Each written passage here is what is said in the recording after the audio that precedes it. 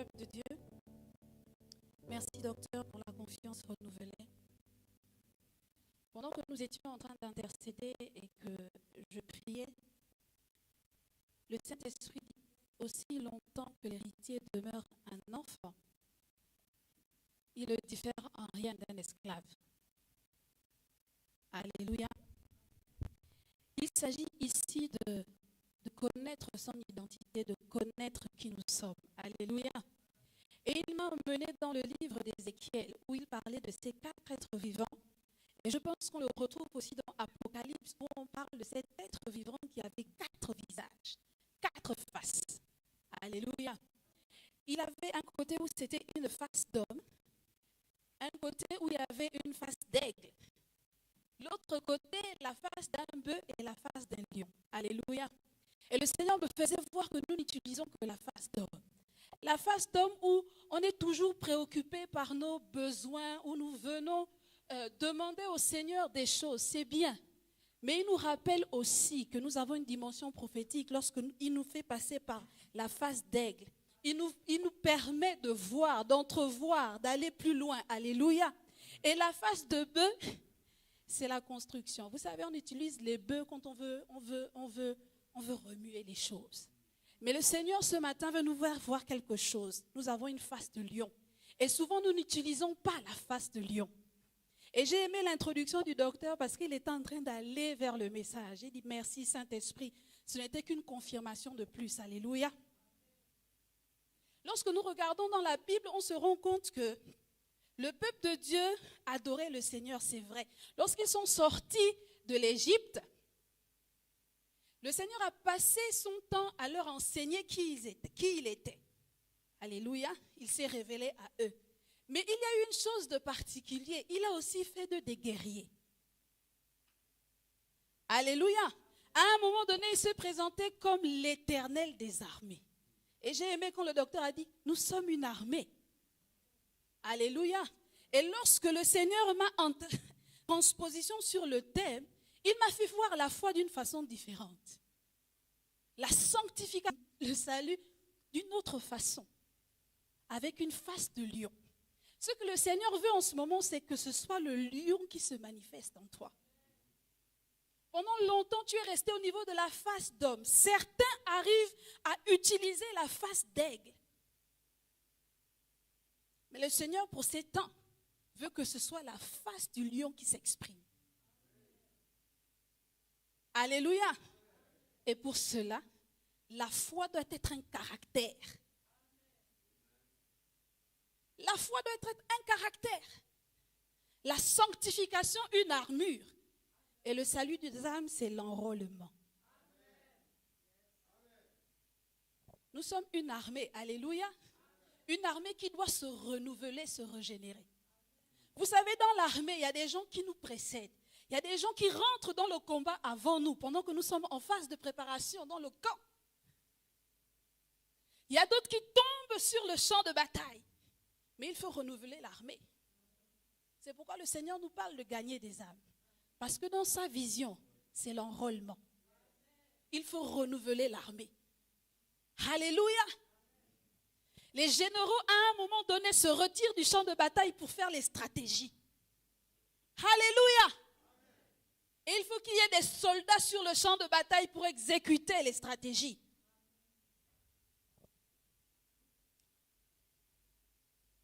Lorsque nous regardons, c'est quoi un caractère? Lorsqu'on regarde les définitions du caractère, souvent quand on voit une personne dire « Oh, il a un mauvais caractère » ou « Il a un bon caractère ». C'est vrai, n'est-ce pas? C'est l'aptitude à affirmer vigoureusement sa personnalité, à agir avec fermeté. C'est ça le caractère. C'est ce qui fait que ce soit toi, on te reconnaisse toi. Elle a ce caractère. Une aptitude à affirmer vigoureusement sa personnalité. Mais ce qui est le plus intéressant, c'est qu'en génétique, on dit, ça désigne toute caractéristique individuelle transmissible de manière héréditaire de génération en génération. Lorsque nous avons accepté le Seigneur Jésus, la Bible déclare que nous avons eu une mesure de foi. Alléluia. Le Seigneur nous a transmis son gène. Il nous a transmis les gènes. Souvent, nous nous attelons à dire Dieu est amour, nous sommes amour. Il a répandu son amour dans nos cœurs par le Saint-Esprit, c'est vrai. Mais il a aussi mis en nous une mesure de foi. Alléluia. Une mesure de foi. Est-ce que nous pouvons prendre Romains chapitre 12 au verset 3? Romains chapitre 12 au verset 3.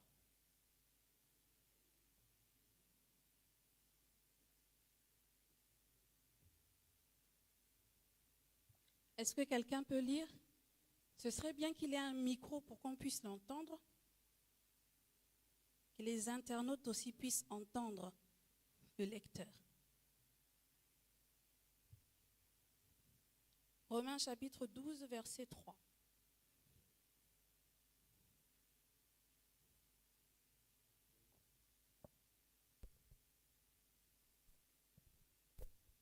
Je lis la parole de Dieu.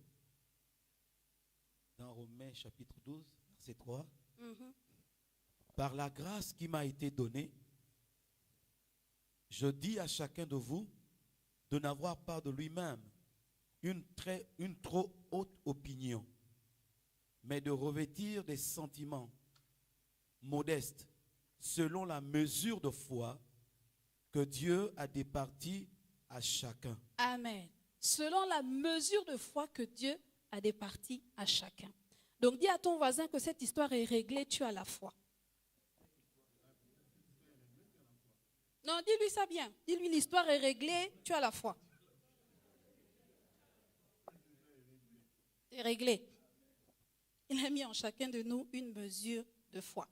Lorsque nous regardons ce texte, en fait, le mot grec utilisé pour foi, c'est pistis, qui signifie conviction de la vérité de toute chose, de toute croyance. Concernant Dieu, ça veut dire la conviction que Dieu existe, qu'il est le créateur et le maître de toutes choses, celui qui parvient et qui accorde le salut éternel à travers Christ. C'est bien d'aller voir un peu les mots placés dans leur origine. Alléluia. Concernant le Christ, il dit conviction, forte conviction que Jésus est le Messie, à travers qui nous obtenons le salut éternel dans le royaume de Dieu. Donc, en d'autres termes, dans la mesure où Dieu a imparti en toi cette mesure de foi, il n'y a plus la question de est-ce que Dieu existe, Dieu n'existe pas, est-ce que Dieu est là? C'est réglé. Dis à ton voisin, c'est réglé. Si tu as encore un peu ce problème, on se retrouve au fondement.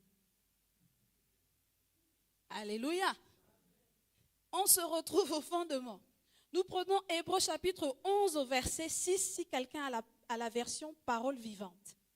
Hébreux chapitre 11 au verset 6.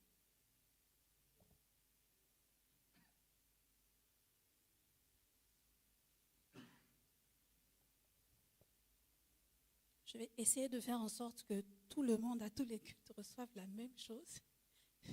On va essayer avec le Saint-Esprit. Hébreux chapitre 11 au verset 6. Si vous n'avez pas parole vivante, prenez 8 secondes, je prendrai parole vivante.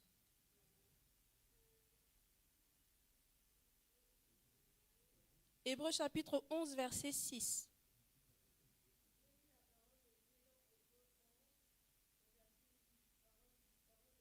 Dieu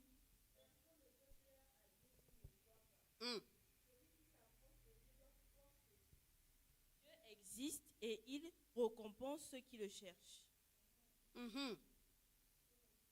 Non, c'était la version parole de vie.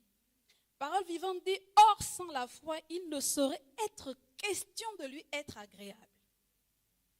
Rappelez-vous que nous sommes dans la dimension de guerriers, de soldats enrôlés dans l'armée.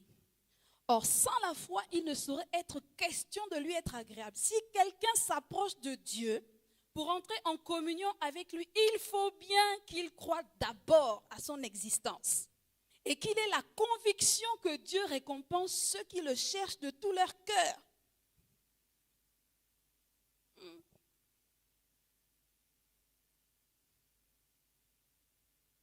Souvent, lorsque le Seigneur veut nous envoyer sur le champ de bataille, on a un problème ici. Dieu, est-ce que c'est d'abord même toi qui m'as parlé? Ah, tu es allé dans les temps du Seigneur, tu es allé dans la présence. On dit souvent ça, non? Je vais dans la présence de Dieu. C'est une tautologie, hein. Dieu est présent en permanence. Je vais dans la présence de Dieu. Mais lorsque tu sors de là-bas avec des instructions, tu te mets à douter. Or, Hébreux 6 dit, il faut bien qu'il croit d'abord à son existence. Donc, lorsque tu vas dans la présence de Dieu, soi-disant, et que tu ressors avec des instructions et tu doutes, en fait, tu allais voir qui? Donc, en fait, c'est comme si tu te dis, bon, je vais là-bas, bon, je peux rencontrer Dieu, mais aussi je peux avoir le diable que je vais rencontrer, en fait. Est-ce possible?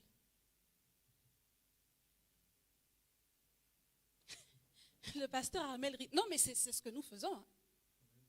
Je vais dans la présence de Dieu, je m'en vais faire un travail. Nous sommes des spécialistes en travaux. Je m'en vais faire un travail.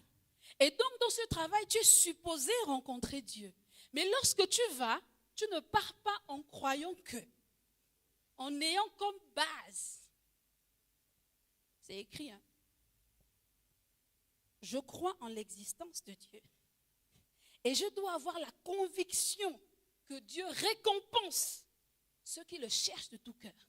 Ça veut dire que si je vais dans sa présence pour chercher la face de Dieu, c'est certain, il va me récompenser en me donnant une directive. Je sortirai de là différent. Il va me récompenser parce que c'est certain en moi. Je ne peux pas aller le rencontrer et sortir comme je suis entré. Le caractère, la mentalité, la foi. Ça va au-delà de, or la foi est une ferme assurance des choses qu'on espère, une démonstration, c'est bien. Mais est-ce que tu manifestes le caractère de la foi? C'est un caractère. Alléluia. C'est un caractère que tu dois développer. Alléluia. Que tu dois développer. Moi, j'aime le livre d'Hébreux, chapitre 11. Est-ce que nous pouvons le lire? Je vais le lire dans la version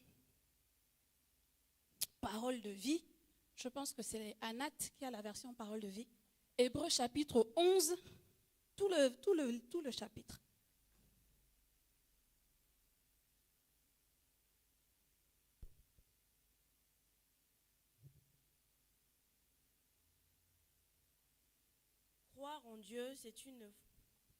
Croire en Dieu, c'est une façon de posséder déjà les biens qu'on espère. C'est être persuadé que les choses qu'on ne voit pas existent vraiment. Quand on donne nos ancêtres en exemple, c'est à cause de leur foi. Nous croyons en Dieu, alors nous comprenons que sa parole a créé le monde. Ainsi, les choses qu'on voit ont été faites à partir de choses qu'on ne voit pas.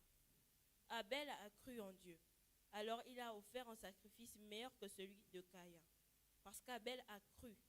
Dieu lui-même a accepté ses dons et lui a fait savoir qu'il était juste.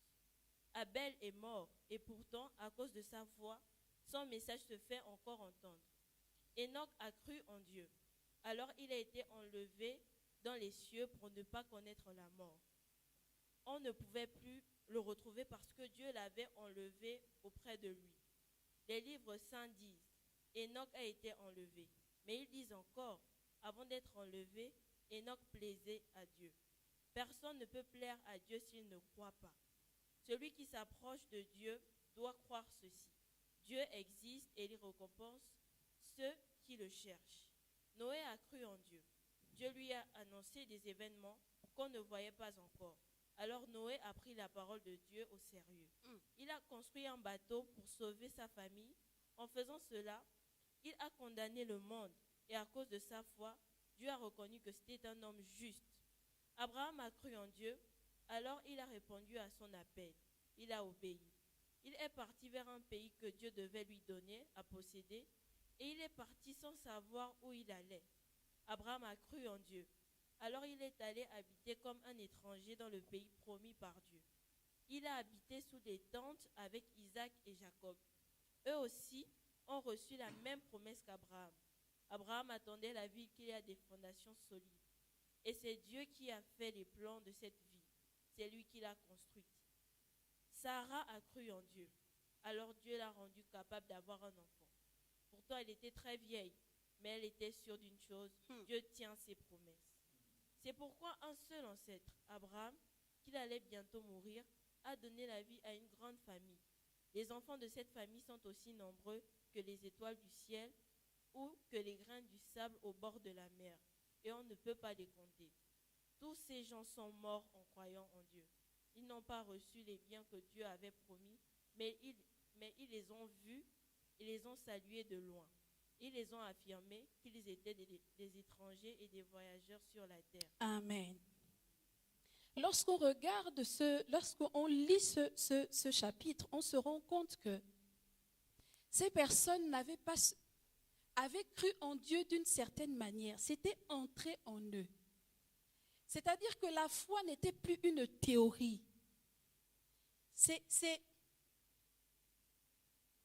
Comment je peux le dire? C'est entré en eux. Voilà. C'était tellement en eux. Ils ont vécu la foi. C'était devenu une vie. Alléluia. Une vie. Au point où ils ont développé une mentalité terrible. Lorsque vous regardez, quand on regarde plus loin, on va dire les héros de la foi. Il dit que dirais-je de Gédéon, de David et de toutes ces personnes. C'est des personnes qui se sont accrochées, qui connaissaient leur Dieu. Ils connaissaient leur Dieu. Ils savaient de quoi Dieu était capable. À aucun moment, ils n'ont douté. Et ça leur a donné une mentalité, un caractère, au point où ils ont emmené des actions derrière. Tu ne peux pas dire que tu as la foi et ne pas agir. Ce n'est pas compatible. David, lorsqu'il s'est approché de God, tout le monde avait peur. David a dit, je viens devant toi au nom de l'Éternel. Parce qu'il savait une chose, l'Éternel des armées n'échoue pas. Et donc je ne peux pas échouer. C'était un mental de fer. Lorsque vous regardez le roi Josaphat, dans 2 Chroniques, chapitre 20, verset 6, Juda est encerclé. Josaphat est le roi. Et ils sont si peu nombreux, les Philistins, les Ammonites, ils ont entouré Juda. Josaphat fait une chose. Il dit tout le monde, venez, allons-y, dans le temple. Et il parle à Dieu. Est-ce qu'on peut lire ça? Il parle à Dieu. Pas avec un sentiment de peur, non. 2 Chroniques, chapitre 20, verset 6. Il ne parle pas avec la peur. Normalement, quand c'est comme ça, on devait tous... Oh yo. Alléluia. Si on nous encercle à l'armée, oh. Amen. Il a suffi qu'on tire seulement un peu. Oh. Mais Josaphat a fait une chose extraordinaire. Parce que la foi était devenue pour lui un caractère. Est-ce que nous y sommes? 2 Chroniques, chapitre 20, verset 6.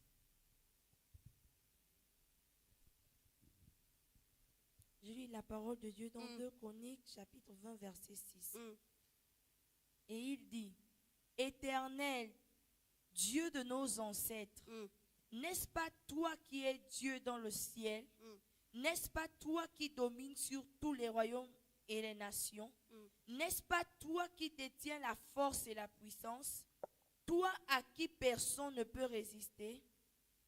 N'est-ce pas toi, notre Dieu, qui a dépossédé les habitants de ce pays devant ton peuple, devant Israël, et qui l'a donné pour toujours à la descendance d'Abraham, ton ami? Ils l'ont habité et ils t'y ont conduit. Construis un sanctuaire en l'honneur de ton nom en disant, si un malheur nous atteint, qu'est-ce que ce soit l'épée, le jugement, la peste ou la famine, nous nous présenterons devant ce temple et devant toi, car ton nom réside dans cette maison. Nous crierons à toi du fond de notre détresse, et tu nous écouteras et nous sauveras. Amen. Il vient avec la certitude. Hein. Il ne vient pas en disant que, oh Seigneur, s'il te plaît, oh, je te... Non, non, non, non, non. Non.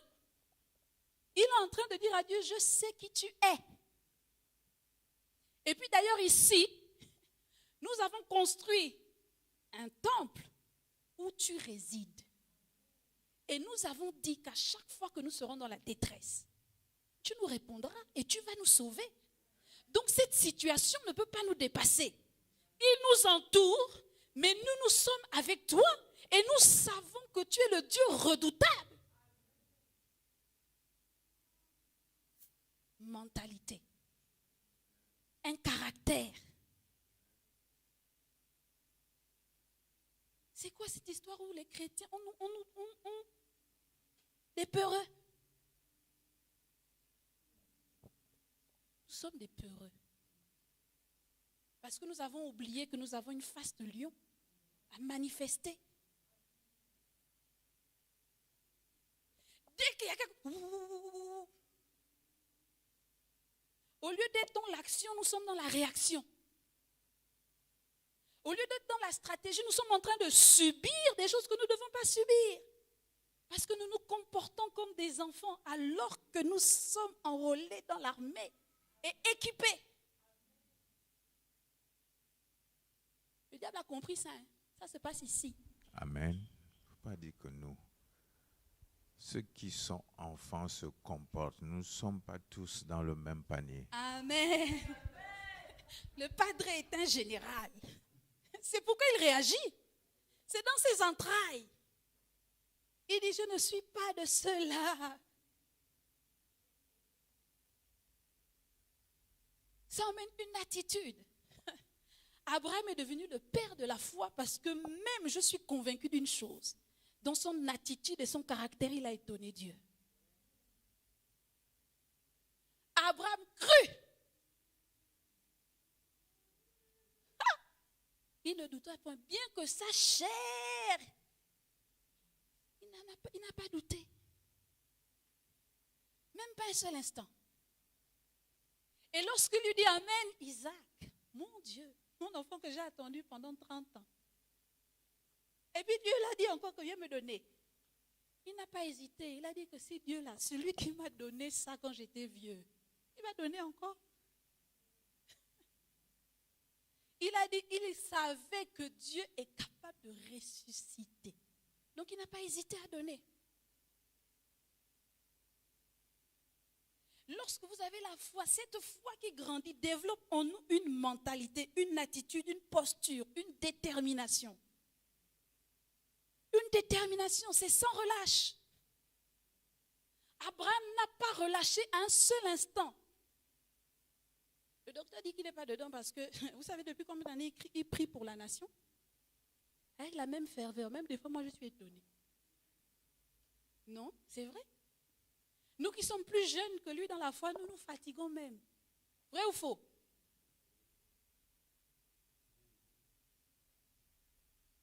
Non, il faut bien se parler.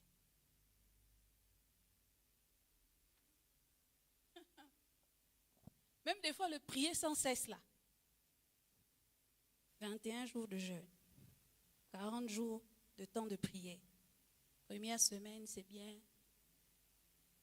Deuxième semaine, tu commences à trouver des raisons. Seigneur, toi-même, tu sais que le travail, tout ça, il te demande de te lever à 4 heures du matin. Il sait pourquoi il te donne même un créneau horaire. Il sait. Quand le Seigneur te dit réveille-toi à 3 heures du matin, il sait que c'est là où se trouve l'histoire. Tu te lèves le premier jour, deuxième jour, troisième jour, tu dis non. Tu éteins même le réveil. Vrai ou faux? Tu éteins.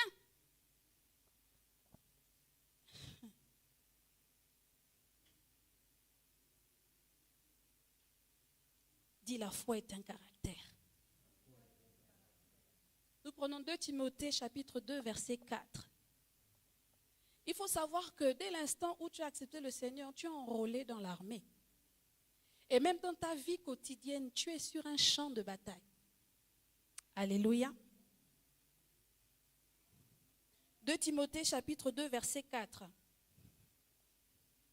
Le docteur a enlevé son corps, il faut enlever votre corps aussi. À la fin, il faut que chacun sache que non, en fait, je ne suis pas là-bas. 2 Timothée chapitre 2 verset 4. Nous rions, mais malheureusement, par moments, nous nous comportons comme des enfants alors que nous sommes fils. Je lis la parole de Dieu dans 2 Timothée chapitre 2 au verset 4. Aucun soldat en service ne s'embarrasse des affaires de la vie courante s'il veut plaire à celui qui l'a recruté. Reprends un peu. Aucun soldat en service ne s'embarrasse des choses de la vie courante s'il veut plaire à celui qui l'a recruté. Demande à ton voisin qui t'a recruté.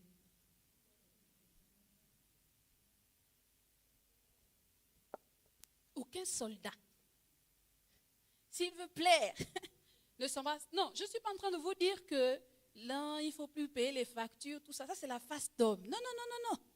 Rappelez-vous que nous sommes dans la condition où c'est le lion qui s'exprime. Et lorsque tu es dans cette attitude, en fait, la vie quotidienne et son lot de soucis ne doit pas prendre le dessus sur ta foi. Ça ne doit pas prendre le dessus sur ta foi. Au contraire, ça doit permettre d'exprimer ta foi. Or, souvent, lorsque nous avons des soucis, qu'est-ce qui se passe? Les soucis prennent le dessus sur la foi. Oui, non? Les soucis prennent le dessus sur la foi. Le seul moment où une maman normalement constituée se met en mode lion, c'est quand son enfant est malade.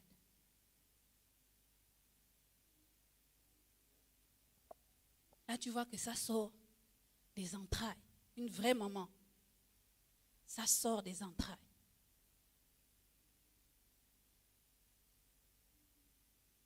Mais normalement, quel que soit le souci de la vie, tu es en mode warrior. La mentalité, la parole de Dieu est là. Dieu existe. Dieu est en moi et il est plus fort que ce qu'il y a dans le monde. Donc je ne peux que triompher. Et donc je ne dois pas fuir les événements, mais je dois les affronter. Avec le caractère que la parole me donne. La foi vient de ce que l'on entend. Et ce que l'on entend vient de... À condition que tu te baignes dans la parole. À condition que chaque jour, tu te baignes dans la parole, que tu te rends costaud dans la foi. Parce que si nous passons notre temps, novelas. Tu auras la foi de novelas. Tu auras la foi de novelas, bien-aimé. Ou bien réseaux sociaux. Et même dans les réseaux, oh là là. Le docteur est passé, quand il fait le WhatsApp, il est obligé de m'appeler. Parce que j'ai compris une chose. Quand tu rentres dans les réseaux sociaux, tu pollues ton esprit. Tu pollues ton esprit. Et lorsque, au moment où tu dois passer en mode lion, ça a du mal à démarrer. Tu es dans la pesanteur de tout ce que tu as mis dans ton esprit. Alors que lorsque tu es quotidiennement plongé, bien-aimé, tu bascules facilement de face de l'homme en face de lion en une fraction de seconde. Ça ne traîne pas. Ça ne traîne pas. Bien-aimé, quand tu es dans cet état, quand tu es plongé dans la parole, ton mentalité est aguerrie, bien-aimé. Tu vois les choses arriver, tu te mets en mode lion tout de suite. Tout de suite.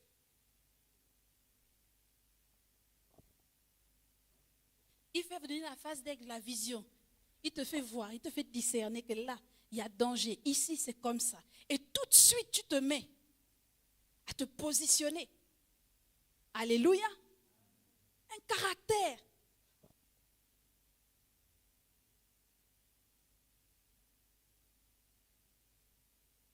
Pierre chapitre 5 au verset 7, la version Martin dit: lui remettons tout ce qui peut vous inquiéter, car il a soin de vous. Souvent, ce qui nous embête, c'est parce que nous voulons prendre nous-mêmes, nous voulons aider Dieu dans certaines circonstances. Il dit: remettons-lui les soucis là, parce que lui-même, il prend soin de nous. On doit lui remettre tout ce qui peut nous inquiéter, parce que lui-même prend soin de nous. Il prend soin. Dis à ton voisin: quitte un peu la face d'homme. Oh. Bien-aimé, dis-lui: quitte la face d'homme.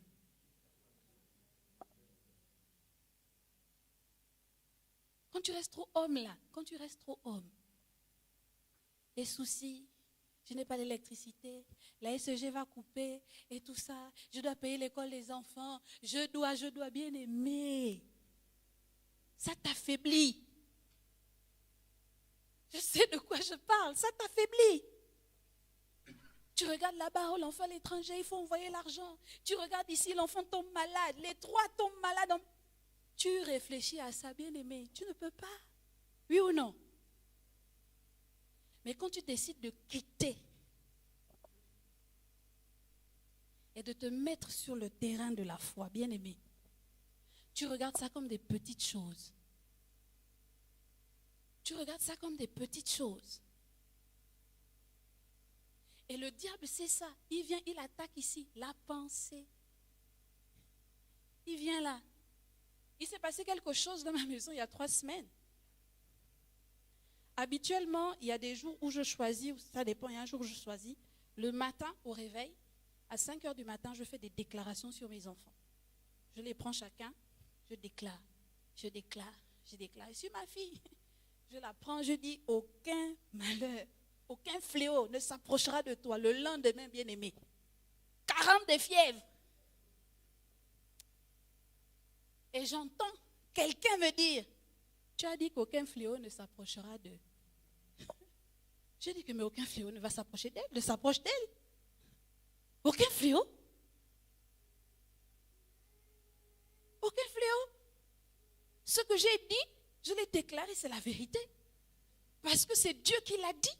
Et il n'est pas un homme pour mentir, ni le fils de l'homme pour se repentir. Dégage. Et je suis partie au travail. J'ai dit: Seigneur, tu gères. Il a géré. Pourquoi? Parce que quand tu rentres dans ça, il sait que tu vas aller. Tu as pris tes temps le matin. Il sait que tu vas dégager quelque chose dans la journée. Il faut qu'il t'empêche de dégager ou de détruire ce qu'il a prévu. Parce que c'est toi que Dieu a choisi pour détruire ça. Il se dit: je ne peux peut-être pas l'attaquer physiquement, mais je vais ici. Je vais détruire le mental. Alléluia. Je vais détruire le mental. Lorsque vous regardez, même quand David et Goliath, ils ont eu un échange, n'est-ce pas? Ils ont échangé. Goliath était en train d'essayer de faire quoi? D'atteindre le mental de David. Et même lorsque Goliath était devant le peuple, devant l'armée, c'était juste les paroles. Hein. Et c'était des paroles qui étaient entrées dans le cœur des militaires et ils étaient déjà à terre. La parole. Ils étaient tétanisés, pas parce qu'ils avaient combattu, à cause de ce qu'ils entendaient, ça les a paralysés. David est arrivé animé d'un autre esprit, d'une autre mentalité, en disant: si moi j'ai pu tuer le lion, l'ours, qui sont plus féroces que les hommes, c'est pas toi. Et puis de toute façon, je ne viens pas en mon propre nom, je viens au nom de l'Éternel des armées. Donc forcément, tu auras face contre terre. Et c'est ce qui est arrivé. Goliath est tombé face contre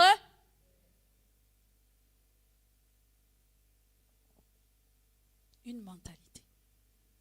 Alléluia. Une mentalité. Paul était animé de cette mentalité. Vous imaginez? Tu es arrêté, tu es au tribunal. Et puis tu viens. Et il parle. Peu m'importe. Il dit même, la mort m'est un gain. Il parle.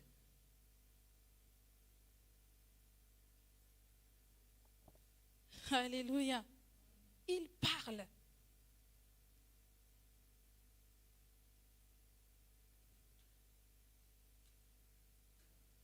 La foi, c'est le caractère dominant du soldat de Christ. C'est une mentalité. Quand vous regardez des militaires, lorsqu'ils vont en combat, ils sont comme formatés. Ils ont une mentalité. Ils ne partent pas avec la peur. Non. Parce que si tu pars déjà avec la peur, tu es déjà vaincu. Ce que tu crains, c'est ce qui t'arrive.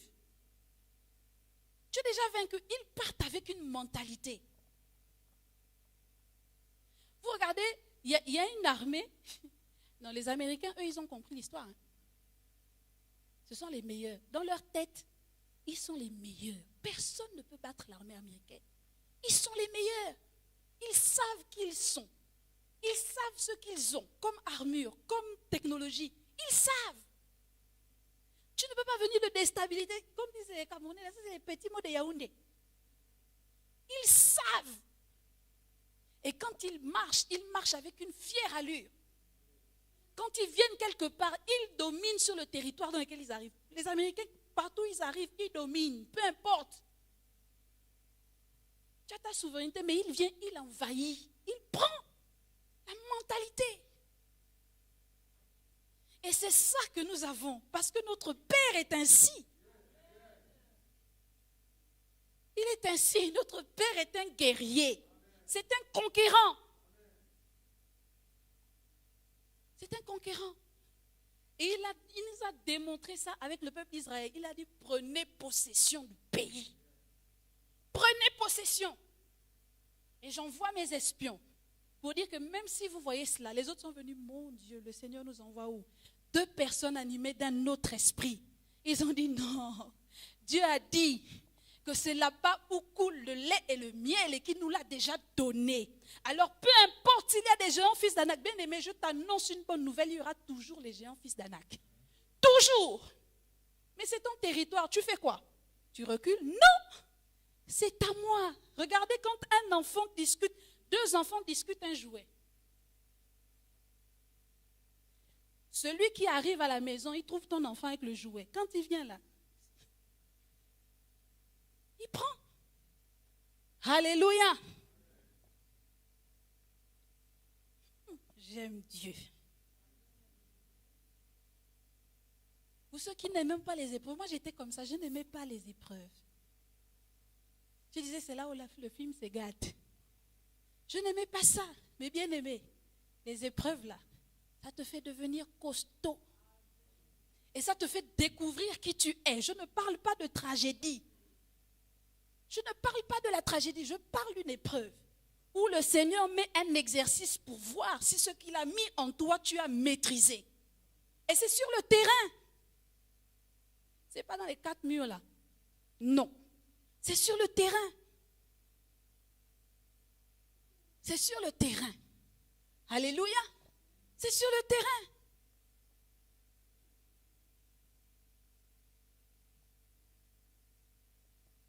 On n'a pas de choix. Hein. Tu es enrôlé dans l'armée. Tu es déjà mis classé chez Satan parmi les ennemis. Donc tu n'as pas d'autre choix que de te battre. Alléluia. Ce n'est pas une histoire où tu vas dire des non. Il y a le chant là, je ne peux plus reculer, jamais reculer. Non. Le docteur a l'habitude de dire que la chrétienté, ce n'est pas pour les faiblards. Quand il disait ça avant, je disais, oh, docteur aussi, il a raison, ce n'est pas pour les faiblards. Non. Tu es fort. Tu es fort. Dis, je suis fort. Le Seigneur le dit, jeunes gens, vous êtes forts. Parce que vous avez vaincu le malin. C'est déjà fait. Alléluia. Le Seigneur a déjà fait le plus gros, le plus dur. Il a battu Satan. Alléluia. Maintenant, c'est l'histoire de ces agents contre les agents. C'est tout. Il a déjà remporté la bataille. Alléluia. Mais il y a une chose qu'il m'a ajoutée. Il dit à cette fois, et souvent on oublie ça, à la fois il faut rajouter 2 Pierre chapitre 1 verset 5 à 7. On ne va pas le lire, mais il dit à cette fois ajoute la vertu à la vertu, la persévérance à la persévérance, la bonté.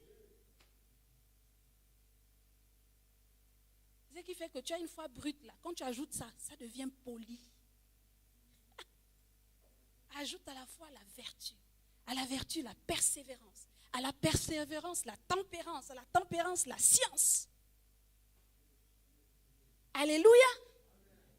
Parce qu'il y a des moments, j'ai l'impression que quand tu deviens chrétien, est-ce que l'intelligence s'en va? Non, mais enfin. Vous allez voir des personnes qui ont des masters, qui ont des doctorats. Quand ils arrivent en Christ, c'est comme s'il n'y a plus le master, il n'y a plus le doctorat. Il n'a plus d'intelligence, il ne réfléchit plus. Mais enfin, ajoute à ta foi la science. Ajoute à ta foi la connaissance. Et tu fais la différence, bien-aimé. Quand tu es devant tes collègues, ce n'est pas Kora, Baba, Sandara. Non, non. C'est la connaissance. Et cette connaissance-là, ce n'est pas une connaissance que tu as appris à l'école. Non. Il y a la foi. Tu sais que tu dis, Seigneur, tu m'as donné de l'intelligence en toutes choses. Je crois que cette parole est oui et amen. Il développe. Il développe. Il te donne des stratégies. Quand tu sors ça, on dit, mais elle a sorti ça d'où? Je sors ça du Père des Lumières. Alléluia. Mais le Seigneur nous demande, à ça, je vais aller plus vite. Il nous faut une chose, la sanctification. Ce que Dieu veut, c'est notre sanctification. C'est écrit, hein? Pour une fois, lorsque les gens se demandent, je cherche quelle est la volonté de Dieu. Je te dis déjà, ce que Dieu veut, c'est ta sanctification. C'est clair. Pour une fois, c'est clair, non? La volonté de Dieu est clairement exprimée. Ce que Dieu veut, c'est ta sanctification. Donc ne cherche plus. Je cherche la volonté de Dieu. Il veut ta sanctification. Alléluia. Et là, le Seigneur m'a fait voir la sanctification comme une armure. Et je me suis dit, comment ça? Pour ceux qui veulent la définition de la sanctification, consécration, purification, un fait de se conserver. Je fais exprès. Se consacrer, se purifier, se conserver, se mettre à part pour. Je dis ce parce que j'implique ta personnalité, ta volonté. Hein? Laissons d'abord la partie où on dit que non, c'est Dieu nous sanctifie lui-même. Non, non, non, non, non, non, non, non, non. Laissez ça là-bas, laissez ça. C'est la partie où toi-même, tu te sanctifies. Toi-même, tu te sanctifies. La Bible dit que celui qui se sanctifie davantage. Alléluia. Se sanctifier davantage. Dans Josué chapitre 3, verset 5, il dit, sanctifiez-vous car demain l'Éternel fera des prodiges. Oh, donc, il y a un lien. Il y a un lien. Sanctifiez-vous car demain l'Éternel fera des prodiges. Il y a un lien. Wow, tu ne peux pas venir. C'est un préalable avant d'aller dans la bataille. C'est un préalable. Et je n'avais jamais vu ça comme une armure. Je voyais, parce que dès que je vois le Seigneur parler d'armure, tu reviens avec tes trucs là, mais je reviens dans Éphésiens, on dit le casque du salut, tout ça. C'est bien. La Bible dit, nettoyez d'abord l'intérieur de la coupe afin que ce soit vu au dehors. Je vous ai dit tout à l'heure que le diable, utilise une chose. S'il ne veut pas t'attaquer de front, il va utiliser des astuces. D'accord? Il y a des personnes, tu peux être habillé. Quand vous regardez les soldats, souvent quand on dit le casque de la justice, c'est les soldats romains. Tu regardes ça, mais toi-même, tu peux t'éjecter du champ de bataille. Ou toi-même, tu peux te fragiliser sur le champ de bataille si tu ne marches pas dans la sanctification. Le Seigneur m'a fait voir une chose extraordinaire. Tout le reste là, ce sont des armures extérieures. Mais il y a une armure intérieure qui s'appelle la sanctification. C'est pourquoi il a dit sanctifier l'esprit, l'âme et le corps. C'est une armure intérieure, bien-aimé. Tu ne peux pas. C'est Éphésiens 4, 27. Est-ce qu'on peut le lire? Ou bien on va laisser Éphésiens chapitre 4, 27, vous notez. Dans Jean chapitre 14, verset 30, Jésus a osé dire, le diable n'a rien en moi. C'était de l'intérieur. Le diable n'a rien en moi. Bien-aimé, vous ne pouvez pas aller sur le champ de bataille avec quelqu'un. Tu ne sais pas dans quel camp il est. Oui ou non? Quand tu regardes son armure, un côté c'est l'armure de l'armée française, l'autre côté c'est l'armure de l'armée gabonaise. Il est où? C'est un quoi? Comment tu peux fonctionner avec un tel soldat?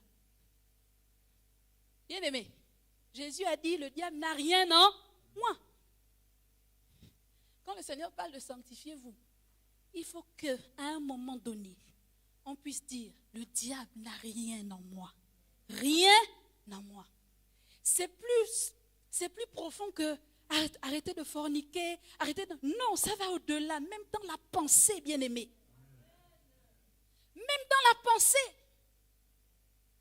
Dès que tu es sur le chemin de bataille, la pensée s'égare, tu ouvres une porte, bien-aimé. L'ennemi t'atteint. Le docteur Edwin a l'habitude de nous enseigner ici, il se met sous un parapluie. Tu es sous la couverture du Seigneur. Tu es là. Mais dans ton cœur, vos cœurs sont remplis de rapines. Dans ton cœur, quel est ce soldat qui peut aller sur le champ de bataille rempli d'amertume et de haine? Tu vas faire quoi sur le champ de bataille? Tu vas détruire même les gens qui sont de ton camp. Vous avez déjà vu ça dans un match, non? Le gars, il est là, il prend le ballon, il saute. Il se rend compte qu'il a tiré sur son propre camp. Et quand tu es sur le terrain de l'amertume, de la rancœur, tu es celui qui marque des buts contre ton propre camp. Pourquoi? Tu vas passer ton temps à détruire tes frères et sœurs, à faire du mal. Tu es en train de faire le...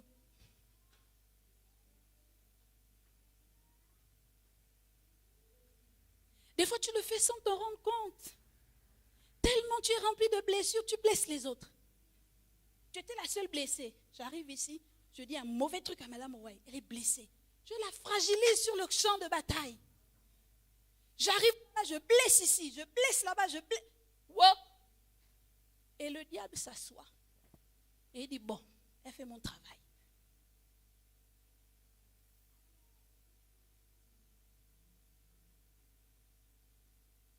Sanctifiez-vous, car demain, l'Éternel fera des prodiges.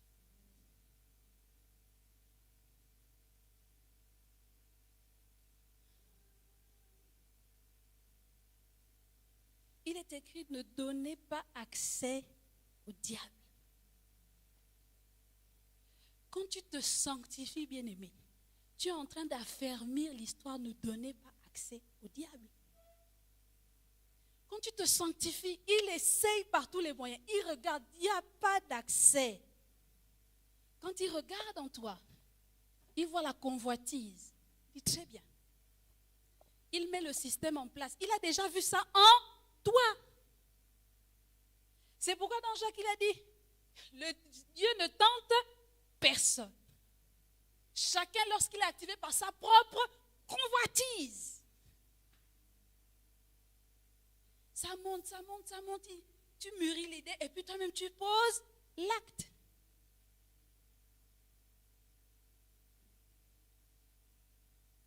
En fait, le diable nous attaque de l'extérieur. Pourquoi? Il sait qu'il ne peut plus nous atteindre n'importe comment. Il le sait. Il ne peut pas venir de front. Parce qu'il sait que tu as les armes pour le renverser.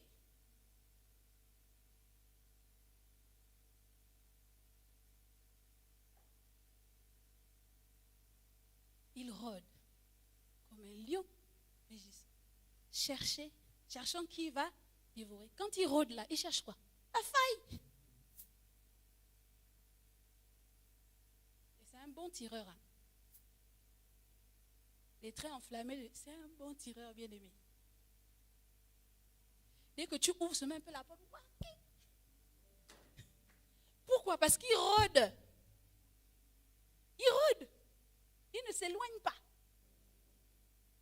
Et comme il n'a pas la capacité, il ne peut pas être partout comme notre merveilleux Dieu. Il met ses agents.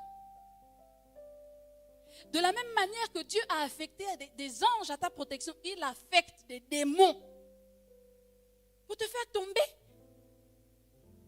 C'est eux qui sont là, 24 jours sur 24, pour dire que bon, Madame Ouai doit chanter. Quand Madame Ouai chante, les écluses des cieux s'ouvrent. Bon, elle n'aime pas souvent que la maison soit en désordre. C'est là où les enfants font le désordre. La colère monte. Terminé. Terminé.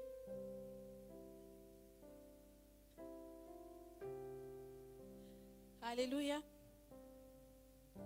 Le temps est à sa fin. Si on s'est arrêté là, c'est que le Seigneur voulait que ceux qui soient là entendent de ce qui concerne la foi et la sanctification. C'est important, bien-aimés. Alléluia. Est-ce que nous pouvons nous lever et prier en ayant conscience que nous sommes enrôlés dans l'armée? Nous sommes des soldats et nous sommes équipés pour la bataille.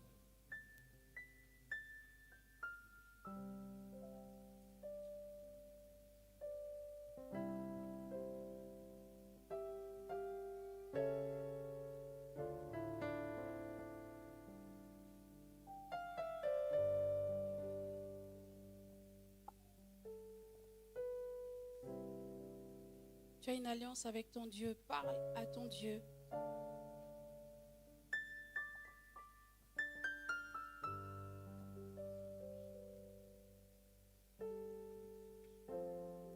Élève ta voix, bien-aimée. Parle à ton Dieu.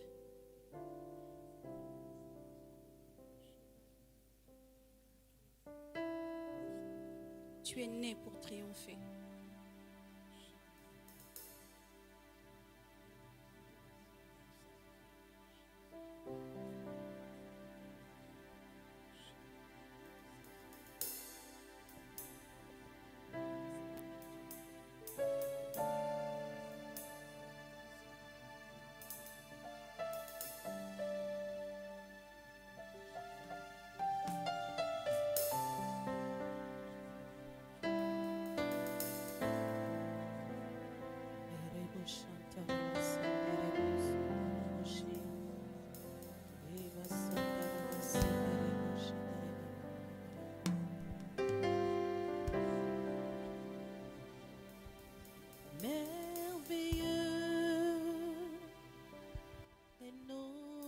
Dieu, tu es Dieu et tu fais de grands prodiges. Nous élevons ton nom puissant, prosterné.